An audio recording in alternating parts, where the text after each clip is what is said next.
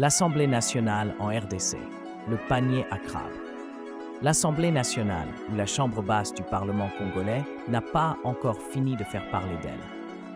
Pas dans sa principale mission, celle avec le Sénat, qui est de proposer et d'éditer des lois et de contrôler les actions du gouvernement.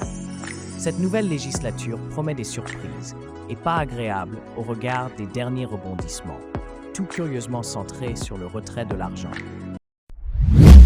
C'est vrai que dès sa première prise de parole publique, le président de l'Assemblée nationale a évoqué subrepticement un fonds à retirer pour la construction d'un hôpital pour les députés et leurs familles. Premier appel aux finances de la République.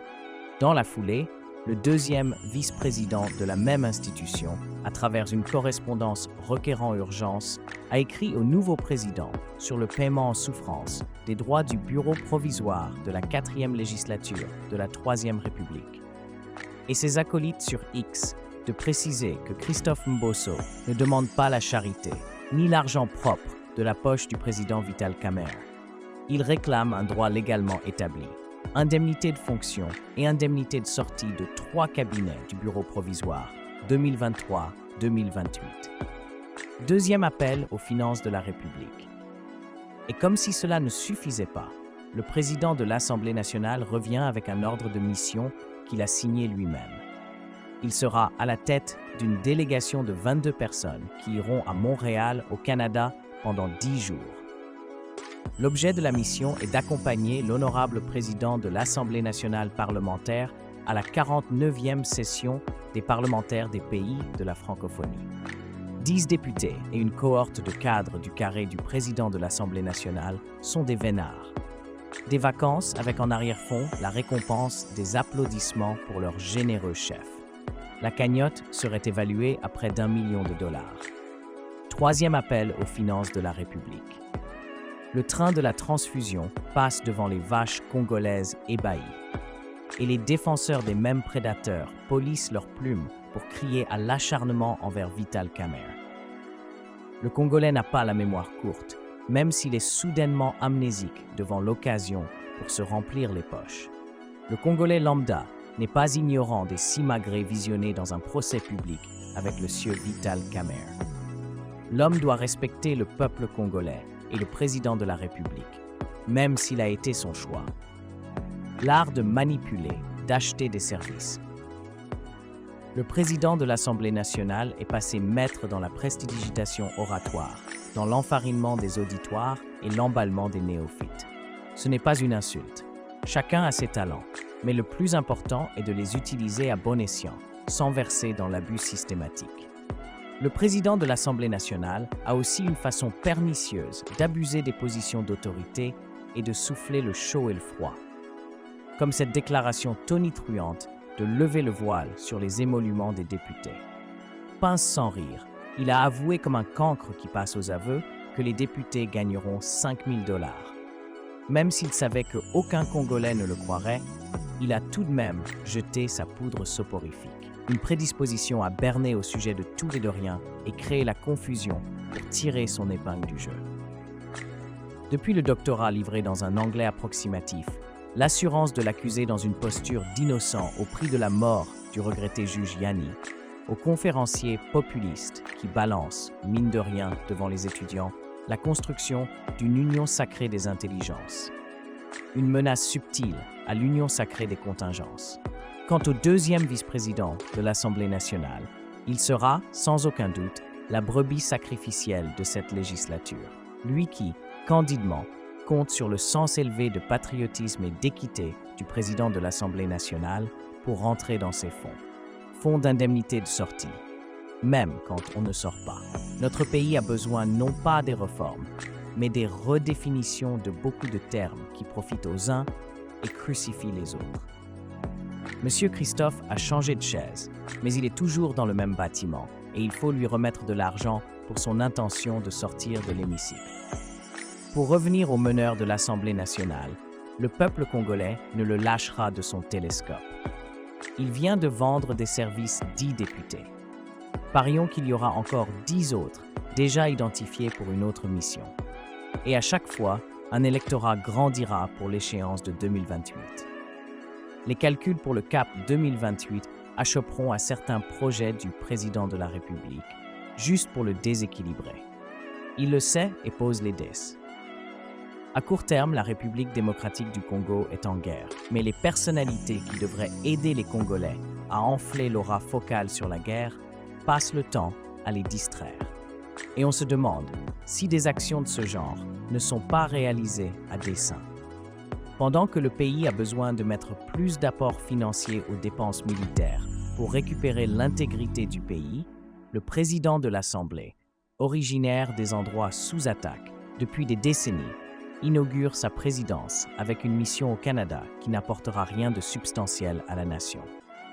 Présence pléthorique, aucun sens éthique. Quel est le sens à donner à la délégation nombreuse qui va accompagner l'honorable président de l'Assemblée nationale aux journées de l'AFP? De ces discussions, quel sera le bénéfice du pays à se tirer des principaux mauvais pas de la guerre à l'Est, de la situation sociale et économique visiblement précaire? Qu'ont donc les décideurs congolais à croire que les conférences à l'étranger prennent à bras-le-corps leurs problèmes, se hâtant d'y apporter des solutions? Quand les Africains et les Congolais, plus particulièrement, comprendront qu'il faut changer la direction de la manivelle, attendre que les autres viennent chez vous pour y discuter selon vos termes, vos paradigmes, votre narratif. L'Assemblée des parlementaires des pays francophones peut envoyer ses représentants dans les pays intéressés, comme elle l'a fait dernièrement avec la délégation accueillie par le professeur André Mbata à Kinshasa. En 2023, un groupe parlementaire de l'AFP avait été reçu par le président de l'Assemblée nationale du Congo-Brazzaville, M. Isidore Mvuba. Le respect est plus perçu chez vous que chez autrui. Plus de 60 ans depuis les indépendances et la fibre de la souveraineté n'est encore arrivée à maturation. Le constat est amer en RDC. Toutes les 22 personnes adoubées par Vital Kamerhe vont recevoir des frais de mission. Et même si ce montant est décaissé à partir d'un budget prévu dans les dépenses de l'institution, est-ce que ce déplacement apporte en ces temps de guerre que connaît le pays des retombées positives? Les autres délégations invitées à cette réunion aligneront 2 membres, d'après nos sources. Le président Vital Kamerhe est donc dans la démesure, dans l'exhibitionnisme. Il n'a pourtant pas de concurrent à son perchoir, encore moins un éventuel remplaçant prêt à le piéger pour prendre sa place. Cette affluence de nos députés va friser le ridicule et encore une fois, il se trouvera un citoyen de ce groupe pour remuer ses démons et ça se saura. Et le professeur Njoli, entraîné dans cette aventure, qui n'a aucune envie de réfléchir plus loin que les coins de ses poches. À la tête de cette délégation, le président de l'Assemblée nationale va ainsi déserter pendant 10 jours l'hémicycle. Ne nous voilons pas la face, il est en vacances, y amenant sa progéniture. La procédure d'urgence pour l'obtention de ceci est en branle. Une vacance inutile en ce début d'une législature qui a besoin de sa présence. Fao y donne un certain crédit. Laissez la conduite des débats, la bonne tenue des discussions entre parlementaires, veillez précautionneusement sur la discipline et au respect des députés. Toute cette armada d'attitude sera confiée au frais et émoulu premier vice-président, le professeur député Chilumbayi. Ce dernier n'a pas encore la posture et les réflexes d'un dirigeant des députés. Pourquoi l'enferrer avant un apprentissage parlementaire reconnu? Ce qui est sûr, c'est que, dès qu'ils auront foulé le sol montréalais, ce beau monde s'égaillera pour vaquer à ses petites préoccupations. Certains dans la sphère de la francophonie paieront peut-être une visite de courtoisie à la présidente de la francophonie, la Rwandaise Michikwabo, souvent invitée aux assises. Peut-être que des rencontres avec la confidente de Mr. Kagame figurent au calendrier canadien. Peut-être. Aucun Congolais n'est dupe. Et s'il se trouve qu'il y a des distraits, le devoir nous incombe de les rappeler au désordre organisé auquel nos dirigeants nous ont habitués pour nous rouler. Le devoir patriotique, dans des conférences de l'AFP, des thèmes comme le changement climatique, la croissance démographique, la sécurité alimentaire, les conflits régionaux et autres sujets actuels ont des experts au gouvernement congolais. Il y a de l'accaparement, avec en perspective un bras de fer programmé entre l'Assemblée nationale et le gouvernement. Que faire alors devant cette roue qui irrésistiblement tourne en défaveur de la paix politique, gage d'une paix sociale?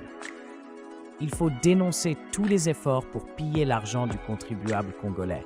C'est une vigilance démocratique pour arrêter l'hémorragie. Il est de bon ton, sans l'injure facile, de montrer du doigt les invétérés récidivistes qui pensent qu'ils resteront impunis ou qu'ils ne mériteront que le quart de la punition pour s'en tirer après. Les institutions congolaises, telles la présidence, le Parlement congolais, le gouvernement et les autres services connexes, consomment plus de la moitié de l'encaisse nationale, laissant au peuple les miettes qui leur échappent par des manœuvres décriées et jamais éradiquées. Debout donc, peuple congolais, ensemble et solidaire, pour contrer les prédateurs d'où qu'ils sortent. C'est aider au développement de la République démocratique du Congo et de son président. Nos podcasts reviendront 1000 fois sur ce sujet alarmant, autant de fois que possible. Au revoir et au prochain épisode.